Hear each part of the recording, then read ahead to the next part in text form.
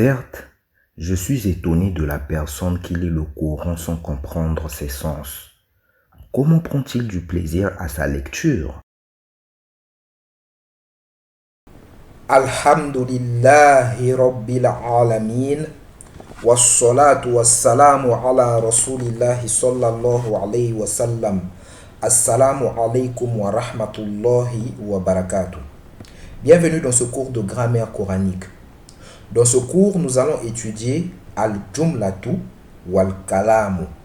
Nous allons étudier Al-Jumlatu, la phrase, wal-Kalamu, et la parole. Qu'est-ce que Al-Jumlatu et Al-Kalam? Al-Jumlatu wal-Kalam, c'est un composé de deux mots ou plus qui a un sens complet.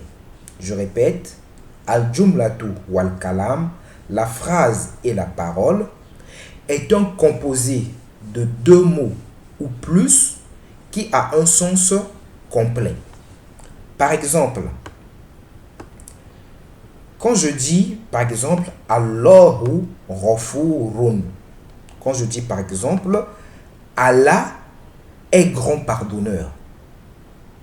Quand je dis Allah est grand pardonneur. Ça, est-ce que ceci est une jumla?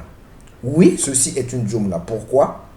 Parce que nous avons dit une jumla ou une kalam, et une kalam plutôt, est un composé de deux mots. Et ici, nous voyons qu'il y a un composé de deux mots.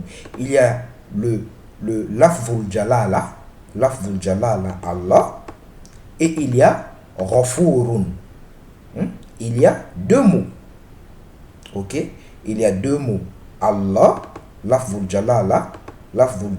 Bon, le nom Allah, je le répète encore, dans les cours de grammaire ou de dictionnaire coranique, je l'appellerai lafzul jalala. Je l'appellerai lafzul jalala parce que c'est ça le principe que les grammairiens ont mis pour ne pas utiliser le nom d'Allah d'une mauvaise manière.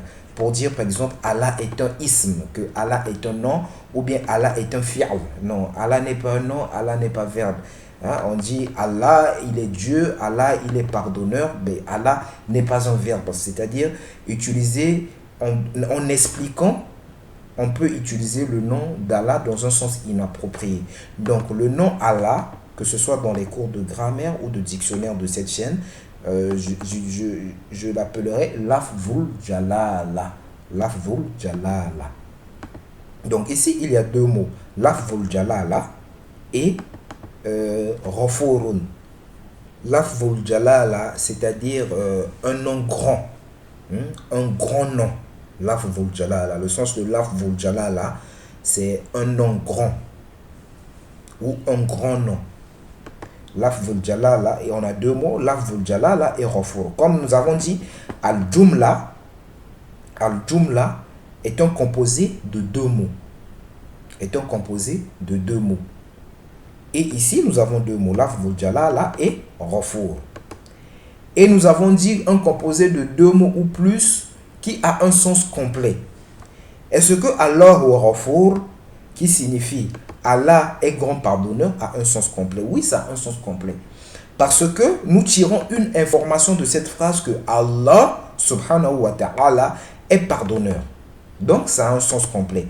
En d'autres termes, Al-Jumla ou Al-Kalam est un composé de deux mots ou plus dans lequel on trouve soit une information, telle que ici, Allahu Ghafurun, Allah est pardonneur. Cette phrase ou ce composé de mots nous indique que Allah est pardonneur. Donc ce composé de mots est une phrase ou une parole, c'est une jumlatu ou une kalamun. Ok? Par exemple, c'est un composé de mots où on trouve une question. Par exemple ici, ma hadha, c'est une question. On a le sens d'une question de ce composé de deux mots, ma et hadha. Donc c'est une jumla.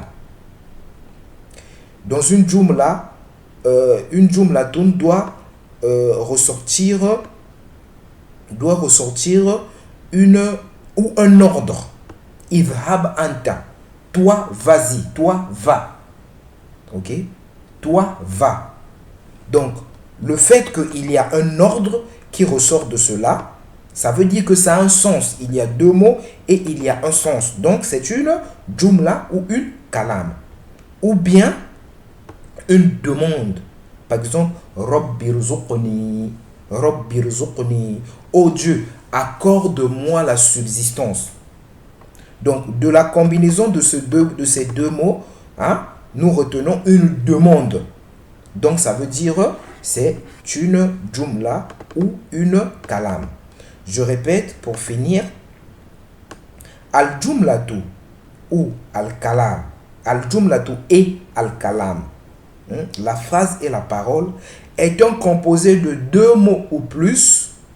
Est un composé de deux mots ou plus qui a un sens complet.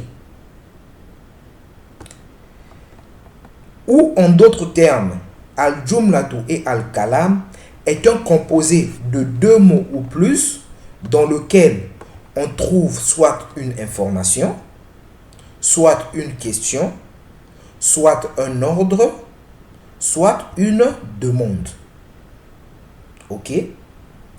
Par exemple, si nous disons fil bait, par exemple ici, fil bait qui signifie dans la maison. Nous voyons que c'est un composé de deux mots. Il y a le mot fi et le mot al-bait. Il y a un composé de deux mots. Mais est-ce que c'est une jumla? Est-ce que ça a un sens? Fil bait signifie dans la maison. Dans la maison, ça n'a pas de sens. Il n'y a pas un sens ici, un sens complet dans la composition de ces deux mots. Parce qu'on ne tire ni une information, ni une demande, ni une question, ni un ordre. Donc, bien que ce soit un composé de deux mots, vu que ça n'a pas de sens, il n'y a ni une information, ni une question, ni un ordre, ni une demande qui ressort de la composition de ces deux mots. Donc, ce n'est pas une jumla, ce n'est pas une kalam. Mais par exemple, si nous ajoutons huwa avant le fi, par exemple, tel que nous voyons ici, huwa fil ghurfati, il est dans la chambre. Revenons dans fil bait. Supposons qu'on ajoutait le mot huwa ici, qui signifie il est. Ok? La phrase deviendra huwa fil bait. Il est dans la maison. Huwa fil bait. Il est dans la maison. Est-ce que dans ce cas, cette phrase, la composition des trois mots, avec le mot huwa ici, la composition de ces trois mots est une kalam ou une jumla? Oui, c'est une kalam ou une jumla. Pourquoi? Parce qu'il est composé de trois mots. Huwa, fi et al-bait. Il est composé de trois mots. C'est un composé de trois mots. On a dit une jumla ou une kalam est un composé de deux mots ou plus et qui a un sens. Est-ce que ça a un sens? Huwa fil bait, il est dans la maison. Oui, ça a un sens parce que nous tirons une information. Nous tirons quelle information? Que lui, huwa, il est dans la maison. Nous avons une information. Ok? Donc, pour finir, al-jumla et al-kalam est un composé de deux mots ou plus est composé de deux mots ou plus qui a un sens complet, ou bien est un composé de deux mots ou plus dans lequel on tire soit une information, soit une question, soit un ordre ou soit une demande. Qu'Allah subhanahu wa ta'ala nous donne la bonne compréhension. N'hésitez pas à m'écrire en commentaire qu'est-ce que vous pensez des cours que je donne. Est-ce que c'est compréhensible? Est-ce que vous comprenez ce que j'explique dans les cours? Dites-moi dans les commentaires, comme ça, s'il y a des choses à améliorer, j'essaierai, Inch'Allah, d'améliorer au fur et à mesure, Inch'Allah.